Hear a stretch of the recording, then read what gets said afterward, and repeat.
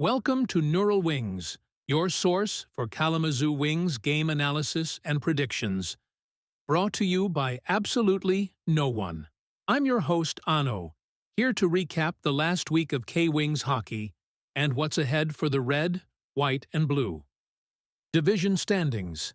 As of December 1st, 2025, the ECHL's Central Division remains tightly contested, with the Kalamazoo Wings last in 7th place after 16 games played. They're sitting at 5 wins, 9 losses, and 2 overtime losses for 12 points and a .375 points percentage, trailing the pack but showing recent fight with points in their last 3 outings. Leading the way is Fort Wayne with a dominant 13-4 and 1-0 record and 27 points, boasting the division's best offense at 62 goals for. Toledo follows in second at 9-5 and 1-2 with 21 points, strong at home but inconsistent on the road. Cincinnati holds third, also at 21 points from a 10-7-1-0 mark, with a high-scoring but leaky defense allowing 64 goals against. Bloomington sits fourth with 20 points, Indy is fifth with 19 points, and Iowa rounds out sixth with 16 points. Game breakdown. Over the past week, the Kalamazoo Wings played 3 divisional games, all of which went to overtime, demonstrating their competitiveness but also their difficulty in closing out regulation wins. They faced the first-place Fort Wayne Komets twice in a back-to-back set, and then hosted the third-place Cincinnati Cyclones. Wednesday, November 26th versus Fort Wayne Komets, home Wicked Wings. Kalamazoo pulled off a thrilling 2-1 overtime comeback win at Wings Event Center. Down 1-0 entering the third period, the Wings rallied with Nolan Walker scoring the equalizer and then the OT winner, his 2 goals accounting for all of Kalamazoo's offense. Goaltender Jonathan Lemieux made 30 saves on 31 shots, while the team outshot Fort Wayne 36-31 and went perfect 1-1 on the penalty kill. The Wicked-themed ice added energy to the crowd, contributing to the comeback vibe. This game snapped a brief skid and boosted home morale. Thursday, November 27th, versus Fort Wayne Komets, away Thanksgiving Day. In a gritty road effort at the Allen County War Memorial Coliseum, Kalamazoo fell 3-2 in overtime. The Wings led 2-1 late in the third, but Fort Wayne tied it and won at 5:09 of overtime. Kalamazoo's goals came from Preston and Venuto, both in the first period.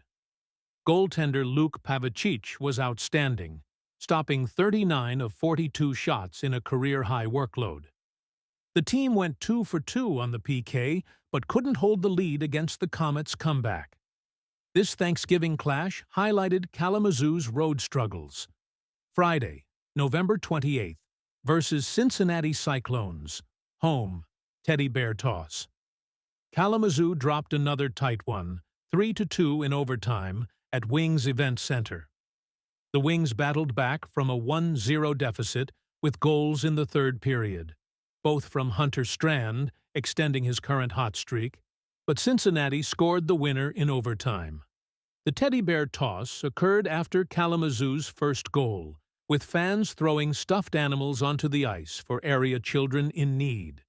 Goaltending was solid again, but the team couldn't capitalize on home ice, now 4-6 and 1-0 at home. They showed relentless effort, but were stymied by Cincinnati's timely scoring. Performance analysis. The Wings excelled in goaltending and resilience, with standout performances from Jonathan Lemieux and Luke Pavicic, who kept games close against high-scoring opponents, like Fort Wayne, who lead the division in scoring. Their penalty kill was flawless across the week, 4 for 4 total, limiting power play opportunities for strong divisional rivals. Kalamazoo also showed strong comeback ability, rallying in 2 of 3 games and forcing OT each time, indicating mental toughness and improved third-period play. Themed nights like Wicked Wings and Teddy Bear Toss seemed to energize the home crowd and team. Offensively, the Wings struggled to generate consistent scoring, netting just 2 goals per game despite opportunities, like outshooting Fort Wayne on November 26th.